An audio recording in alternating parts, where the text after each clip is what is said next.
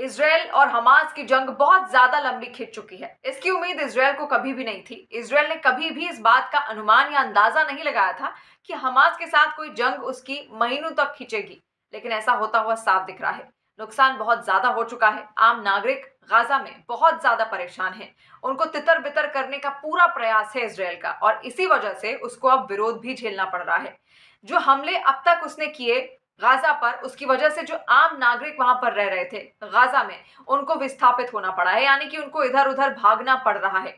और पूरी दुनिया में इस वक्त खिल्ली उड़ रही है इजरायल की, जिस तरीके से जवाबी कार्रवाई उसकी ओर से गाजा पर की जा रही है हमास के ठिकानों को खत्म करने के लिए।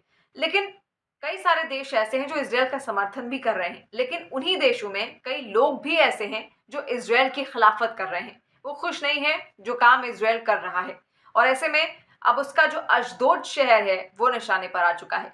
अशदोद शहर इजरायल का छठवां सबसे बड़ा शहर माना जाता है, और यहाँ का जो बंदरगाह है वो इजरायल का सबसे बड़ा बंदरगाह है। अशदोद का अब ये बंदरगाह टारगेट में आ चुका है। तुर्की से आज की रात ही 1000 नावें निकलेंगी जो सीधे इजरायल की ओर बढ़ेंगी। इजरायल के अशदोद बंदरगाह की ओर ही बढ़ना इनका सबसे बड़ा मकसद होगा। ये 1000 नाव तुर्की से गाजा की ओर रवाना होंगी, और नावों पर 40 देशों के करीब 4500 लोग भी सवार होंगे। इजरायली नाकाबंदी तोड़ने का इनका पूरा प्रयास होगा, यानी कि जो अशदोद बंदरगाह है वहां पर आयात का बहुत सारा सामान आता है इजरायल का। कहा यह जाता है कि 60% आयात का जो सामान है वो वहीं पर आता है, क्योंकि सबसे बड़ा बंदरगाह है इजरायल का। और उसको खत्म करने के लिए, उसको रोकने के लिए पूरा प्रयास इन 1000 नावों में जो लोग वहां जाएंगे उनकी ओर से किया जाएगा। अलग अलग देशों से इस नाव में लोग सवार हैं। मुहिम का नाम दिया गया है फ्रीडम फ्लोटिला, और एक दशक पहले भी इसी तरीके की एक कोशिश की गई थी इन्हीं लोगों की ओर से, लेकिन इजरायल ने उसको नाकाम कर दिया था। उस वक्त उसके जो सैनिक थे उन्होंने इसको पूरी तरीके से नाकाम कर दिया था। कहा यह जा रहा है कि नावों में 40 देशों के करीब 4500 लोग सवार होंगे, और व्यापार को बाधित करने की इनकी ये कोशिश होगी। 313 नावें रूसी कार्यकर्ताओं से भरी होंगी और 104 में स्पेनिश कार्यकर्ता होंगे। इसके अलावा 12 तुर्की के जहाज फ्लोटिला में शामिल होंगे। और मुहिम तुर्की सरकार की ओर से कहीं से भी जुड़ी हुई नहीं है। ये कुछ आम लोग हैं जो इसमें हिस्सा ले रहे हैं, जिनका प्रयास एक दशक पहले भी हो चुका है, और उस वक्त इसको नाम दिया गया था गाजा फ्रीडम फ्लोटिला। और इजरायल की सेना के साथ भीषण युद्ध इन लोगों का उस वक्त हुआ था।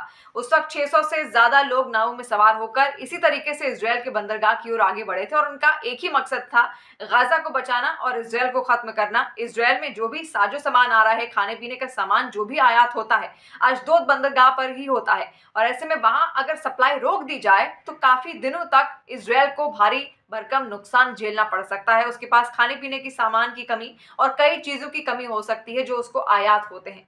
तो यही मकसद पिछले बार भी रहा, लेकिन इजरायली सेना ने इसको पूर्ण तरीके से नाकाम कर दिया। कई इजरायली सैनिक भी घायल हुए, और कई सारे नावों में सवार लोग भी उस वक्त घायल हुए थे। और यही मुहिम एक बार फिर से यहाँ पर चलाई जा रही है, जिसको अब नाम दिया गया है फ्रीडम फ्लोटिला, जो बढ़ेंगे गाजा की ओर। और ये रवाना हो चुके हैं। 1000 नावें कहीं जा रही हैं, और काफिला इजरायली बंदरगाह अशदोद की ओर बढ़ेगा। और मकसद इसका केवल एक ही होगा कि अशदोद बंदरगाह की ओर जाने वाले समुद्री व्यापार के अंतर्राष्ट्रीय जलमार्ग में व्यवधान डालना, किसी भी तरीके से उसको रोकना और व्यवधान पैदा करना, ताकि इजरायल को माल की जो आपूर्ति है वो लगभग एक सप्ताह यानी कि एक हफ्ते या फिर 10 दिन तक बंद रहे।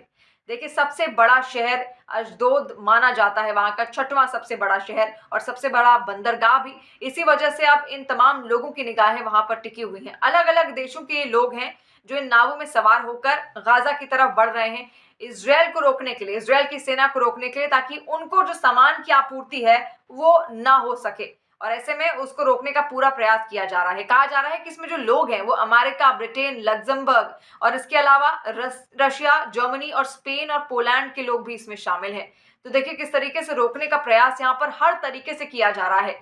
इजरायल से काफी सारे देश ऐसे हैं जो नाराज हैं, लेकिन ये जो देश मैंने इस वक्त आपको गिनाए जिनके नागरिक इसमें जा रहे हैं, और ये कोई सरकार की ओर से स्पॉन्सर्ड ट्रिप इनका नहीं है, ये खुद ऐसा प्रयास करने की कोशिश कर रहे हैं।